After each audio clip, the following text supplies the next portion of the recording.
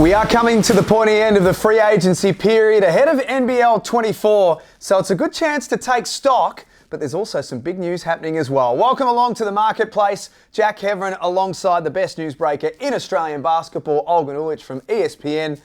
Olgun, nice to have you in the marketplace studio. Thank you. It's good to be with you in person for once. The book is open for business. Let's start with the New Zealand Breakers. They've got 3 imports that were of high quality last season. The big question for Breakers fans, will we see 1, 2 or 3 of Derek Pardon, Barry Brown Jr. and Jarrell Brantley back next season? So what I can tell you is that there is a desire from the New Zealand Breakers to bring all 3 imports back. So that's Jarrell Brantley, Derek Pardon and Barry Brown Jr. They want them all back. I'm also told that there is a desire from all 3 guys to return to New Zealand.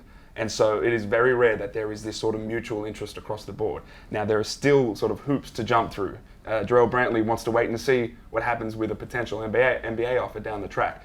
Barry Brown Jr. wants a lot of money. Yep. Right. And so, as far as money, the opportunities these guys might get, that may, stand in the way, but there is interest from both sides to make that happen. So with the money side of things, and without knowing obviously the full finances, is there a possibility that we see 2 of the 3 potentially back because of that? I think very much so.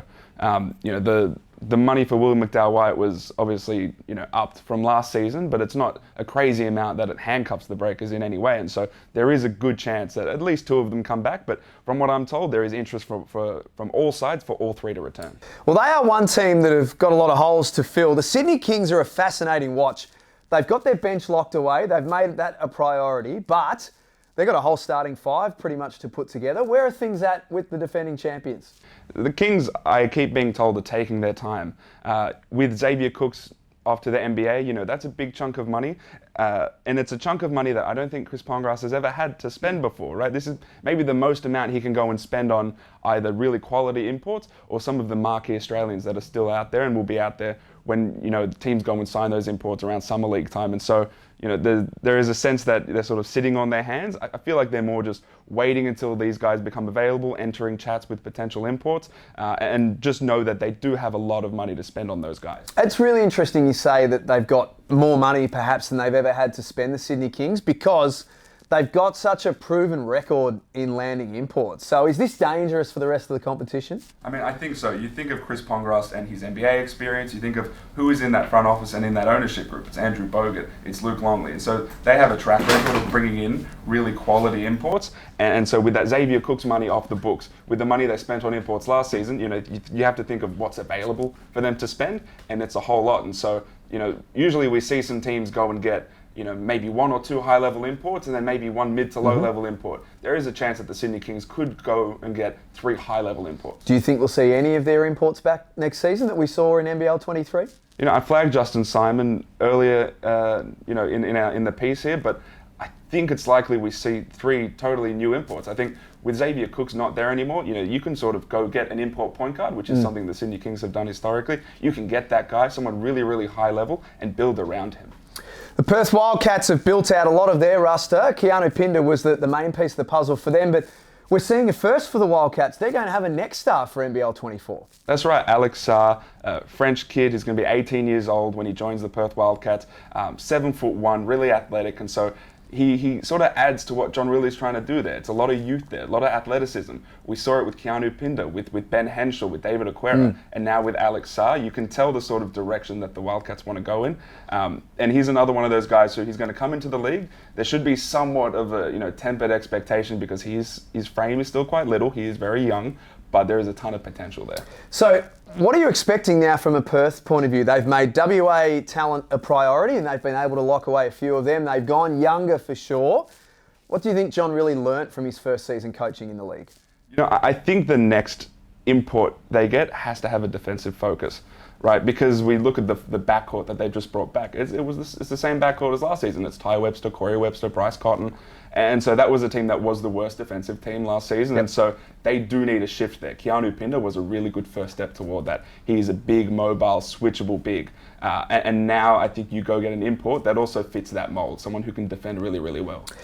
Chance for us to have a bit of a stock take here and talk about some of the best available names. And a lot of this is based on the comments that we've been receiving on YouTube and on social media, fans asking questions about the big names. So considering that you're in the Marketplace studio, no one knows better than you. So I'm going to throw some names at you and just give us an idea of where things are at and whether we in fact see them in the league next season. DJ Hogue. DJ Hogue, I think there is a good chance we see him in the NBL next season.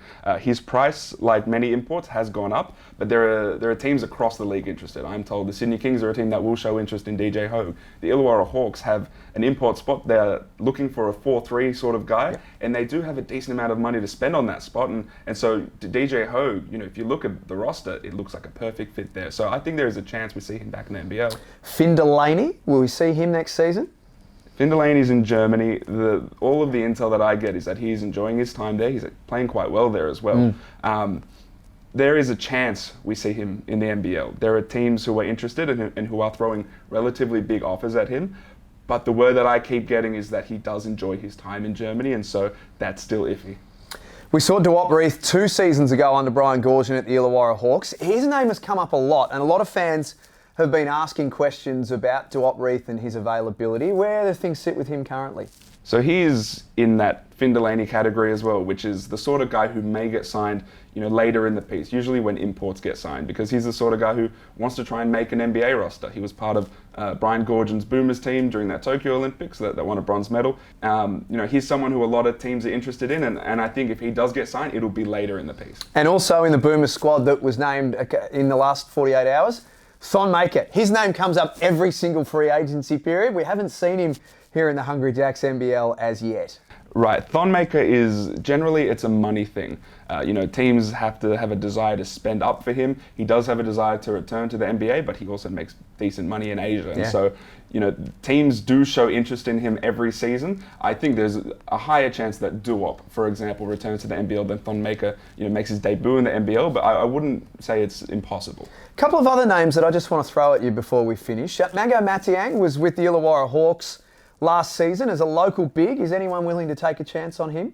Initially, Adelaide showed some interest in Mango Matiang. The price for him is relatively high. He finished the back end of the season quite well.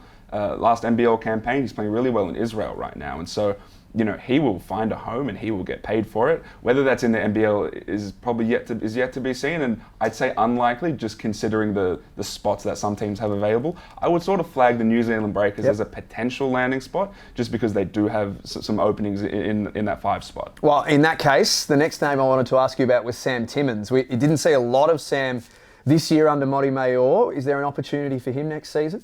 I think there will be. There are teams who do want a third-string centre. I look at the 36ers, a team like the Brisbane Bullets potentially, maybe the Southeast Melbourne Phoenix, just basically insurance at that 5 spot.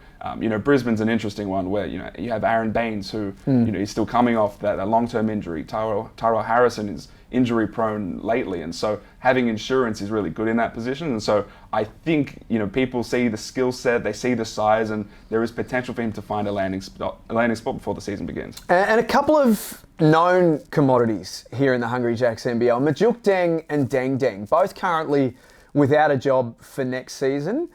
They can come in, they can play a role. I think we all know that by now. Are any teams looking at either of these two? I was told that Adelaide showed some interest in Deng Deng recently. He initially had an offer from the Illawarra Hawks, which he turned down, and so since then it's been sort of slim pickings for him, and we're sort of just waiting to see what teams do with that spot. But teams right now are sort of sitting on their hands a little bit. You have guys like Deng Deng and Majuk Deng who are proven producers in the NBL, but there are also next stars floating out there that teams are maybe looking at and trying to nab. And so, as of now, I'd say both of those two are still. I don't think a signing is imminent, but there is scattered interest from around the league in both. Just before we finish up, take us behind the scenes a little bit now, which is what we've done from day one here on Marketplace.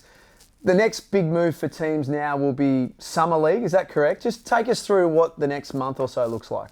So again, it depends what team you are. If you're a team like Illawarra, for example, your team is largely set. I went down to Wollongong a few weeks ago, and they had almost half of their team there working out, and so they're really advanced in the process. Whereas a team like the Sydney Kings, for example, has practically their entire starting lineup to fill, and so they're just scouring through imports. Who do we like? Who can we afford?